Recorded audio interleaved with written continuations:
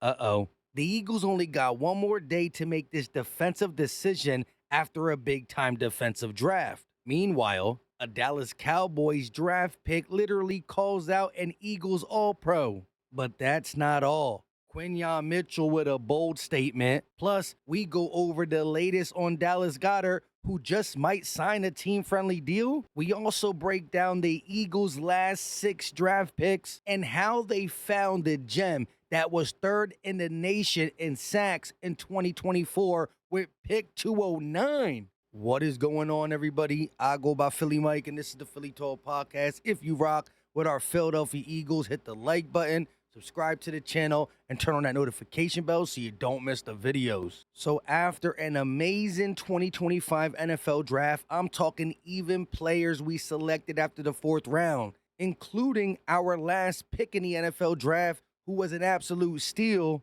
The Eagles and Howie Roseman stayed busy as they hit the UDFA market, selecting 8 players, 4 on offense and 4 on defense. Unfortunately, we'll be breaking down the UDFA and rookie minicamp invites tomorrow, as the Eagles will be holding the rookie minicamp from May 2nd to May 5th per sources. I'm definitely excited about our UDFA class, including the freak tight end we signed out of Michigan State, Malik Carr, like I said, which we will be talking about tomorrow. Stay tuned. However, there's some guys we got to talk about that were picked in the 5th and 6th round that we did not discuss due to my busy schedule. But first, listen to Quinyon Mitchell's bold statement, and he said this before the draft.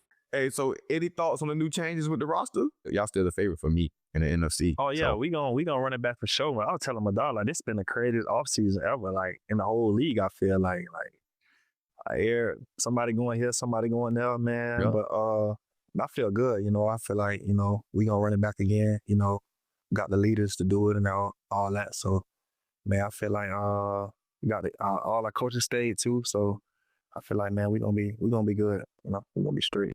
We got one of the best DCs in the world, so how he coming. Hey, even though the meets be long, and you could be sleeping, the motherfucker going to sleep in that motherfucker. But boy, while you in there, you gonna know what you're doing. I know he gonna hold everybody accountable, because boy, look here, boy, that meeting there used to be rough enough. It'd be like, all right, coach, let's get CP.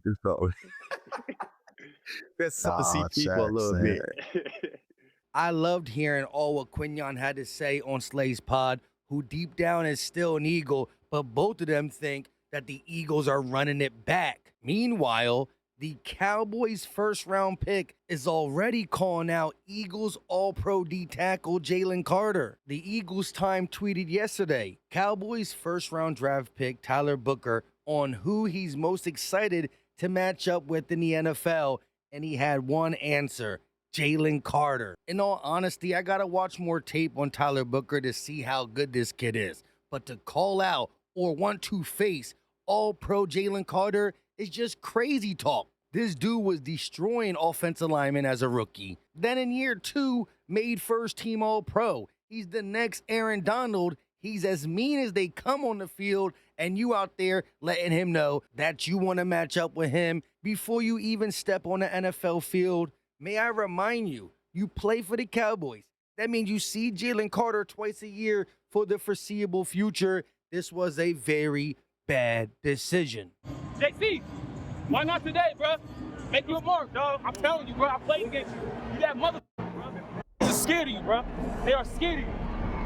You heard it first from Saquon Barkley, and this was early in the year, and it ultimately led to an All-Pro season. As for Jordan Davis, the Eagles need to make a decision real soon, before May 1st. I mean, today's already April 29th, so time is ticking. Will the Eagles exercise Jordan Davis' 5th-year option? If they do, his salary for 2026 will be approximately $12.9 million. If they don't, he will become a free agent after the 2025 season. When talking about Jordan Davis, everybody goes to the fact that he plays only 37 to 40% of the snaps. And I understand that. But what he does in stopping a run is crucial to the Eagles' defense. It helps us get in 3rd and longs and allows the pass rush to attack when we need to rush the passer. They also talk about the fact that he doesn't really have pass rush ability, which I think he's been getting better little by little. And in the two biggest games of the season, NFC Championship and Super Bowl, he got a sack. When you look around the NFL, the tackles make that much, right? Look at Hargrave, coming off an injury, signs for $15 million. So honestly, $12.9 million, not for the 2025 season, but the 2026 season is still cheap. So if the Eagles aren't ready, or maybe not thinking about giving him a long-term deal, then you should exercise his fifth-year option. It keeps him on the books for 2 more years, one really cheap in 2025 and one decently cheap in 2026. I wish that Jordan Davis and his agent would understand his game, how many snaps he plays, and give the Eagles a team-friendly deal. I would love to keep him for 3 to 4 more years at a reasonable D-tackle price. Say around 13, 14, maybe 15 mil. If you look around the league, a lot of guys who are middle of the pack and or play 40 to 50% of the snaps get that 13 to 14 million dollar range. So I would love for that to be an option. Let me know in the comment section what you think the Eagles are going to do, because like I said, time's a ticking. Now, some of y'all are looking at the D-tackle we drafted in the 4th round, 111th overall, Ty Robison, to maybe replace Jordan Davis. I don't think he's here to do that. He's another body to throw in the mix simply because we lost Milton Williams, and he reminds me more of Milton Williams or even Mara Ajomo, a little undersized as it pertains to weight, but 6'5", 290, can move, can play, and is strong. One thing for sure this guy's going to offer is pass rush ability. He can play the run too, but the Eagles drafted him to get at the quarterback as he led his team, Nebraska, in sacks and played both inside and outside. Vic Fangio needs to have D-tackles on his roster. He rotates them in and out more than any other position. This is why 4 or 5 guys were getting decent PT last year at that position. Switching gears to the NFL draft, and I do want to touch on the 5th and 6th round picks that we got on day 3 that I didn't talk about due to my son's flag football game. But first, let's talk about the guy everybody thought was going to be traded, Dallas Goedert. He's still on the roster, so although the Eagles had him on the trade block, behind the scenes, they could have been talking about a team-friendly extension. Again, he does have 1 more year left on his deal, no guaranteed money, and a decently high cap hit. I don't know if the Eagles want him to play on that deal or if Goedert wants to play on that deal. That being said, the only way I see him staying, and I hope he does, is if he takes a team-friendly deal.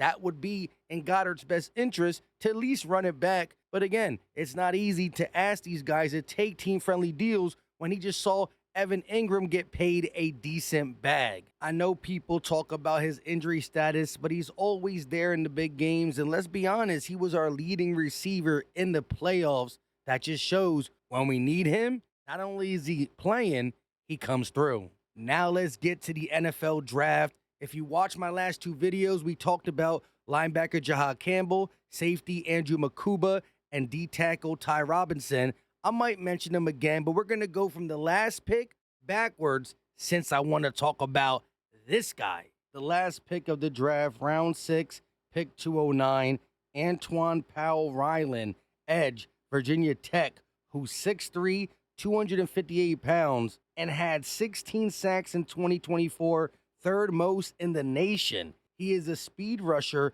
with a nice repertoire of pass rush moves who knows how to finish at the quarterback.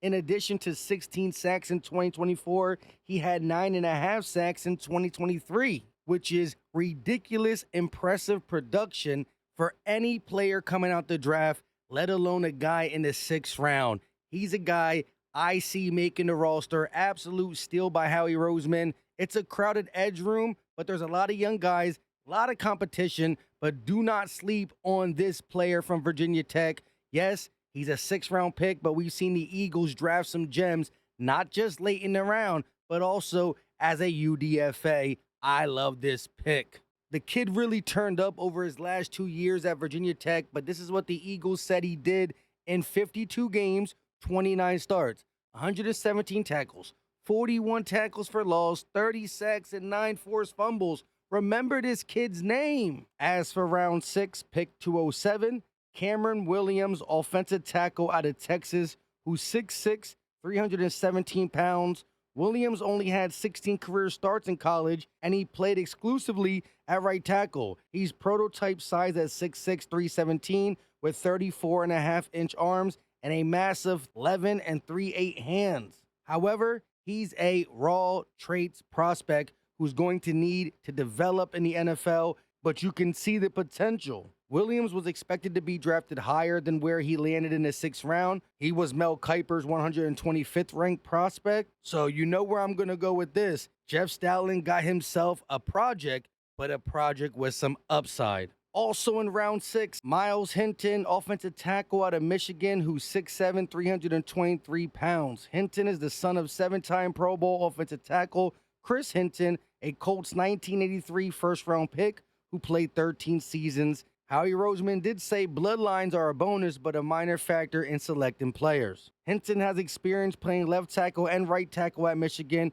which makes him a candidate to be a swing tackle for the Eagles. He has prototypical size at 6'7", 323 pounds. This kid is big and gifted, but perhaps didn't quite reach his ceiling at Michigan. Sounds like a late project for Jeff Stoutland as well. He does join a crowded swing tackle group as we brought in a couple guys during free agency. We'll see how it all pans out. Next, we got round 6, pick 181, quarterback Kyle McCord out of Syracuse, who's 6'3", 218. McCord was an Eagle fan growing up and a St. Joe's Prep alum who originally enrolled at Ohio State but transferred to Syracuse in 2024. Playing in a pass-happy system, he averaged 368 yards per game. He completed 391 of 592 passes for the FBS, leading 4,779 yards, 34 touchdowns, and 12 interceptions. This kid is not afraid to sling the rock as he almost had 5,000 yards passing. Still, with Tanner McKee and DTR on the roster, I wonder where this kid is going to fit. Just another quarterback prospect for the Eagles to work on and work with and see how he develops. Moving on to a 5th-round pick, 168, Drew Kendall, center out of Boston College, who's 6'4", 308. Kendall started 37 games over his college career at center.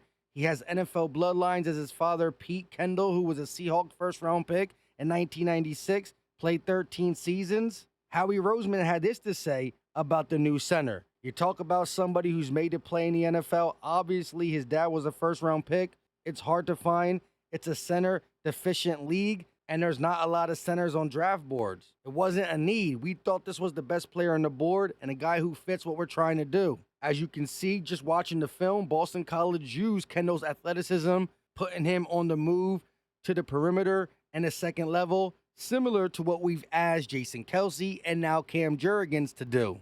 You never know when you get an injury and could use a center who is a traditional center that could do it all. Next, another round 5 pick, 161, Smael Mondon, linebacker out of Georgia, who's 6'2", 224, another Philly dog. Mondon was a 5-star recruit out of high school. He was ranked 21st in the country by 247 Sports and 11th by ESPN Recruiting. He didn't play much as a freshman in 2021 in Georgia's loaded defense, but led the 2022 national champion Bulldogs in tackles with 76. And in 2024, he had 57 tackles, 3 sacks, and 3 PBUs. He has ideal length to get into passing lanes, as well as impressive quickness and change of direction ability. He's a little different from the Eagles linebackers in the Kobe Dean and Jeremiah Trotter, who are better against the run than they are against the pass, where Mondon is better against the pass than he is against the run. This kid's quickness and versatility could be utilized under Vic Fangio. And lastly, round 5, pick 145, Mac McWilliams, cornerback out of Central Florida, who's 5'10", 191. At UCF, McWilliams was an inside-outside versatile corner who projected to be in the slot for the NFL. He has some speed, running a 4.41 at the combine, and is a feisty, tough corner against the run. For what it's worth, he also received glowing grades from his zone coverage from Pro Football Focus and stood out at the Senior Bowl with his man-to-man reps, as you can see here time and time again. Again, it looks like he will be coming in to play some slot, but he did play outside at UCF. So who knows if he's in competition with Ringo and Adoree Jackson. What he did at the Senior Bowl reminds me of what Quinyon Mitchell did. They're not the same category of player. However, Quinyon was known for his zone. Same with Mac. But both of them were asked to play one-on-one and a lot of man-to-man at the Senior Bowl to see if they can do it, and they both thrive. So I know a lot of Eagle fans are not too happy about this pick, but I think it's a solid pick to compete in the secondary in its totality. With all that being said, again, if you want to know my thoughts on Ty Robinson, Andrew Makuba, and Jaha Campbell, go check their last couple videos out. We will be dropping content the rest of the week. Sorry, my son's flag football was supposed to be just Sunday, but we played some stuff on Monday or had a certain practice on Monday due to how the game went. All that being said, I love y'all to death. Let me know your thoughts in the comment section. Hit the like, subscribe to the channel, turn on the notification bell, and we'll be talking Eagles pretty much every day, whether it's live or recorded. Until next time, you know what time it is. We out.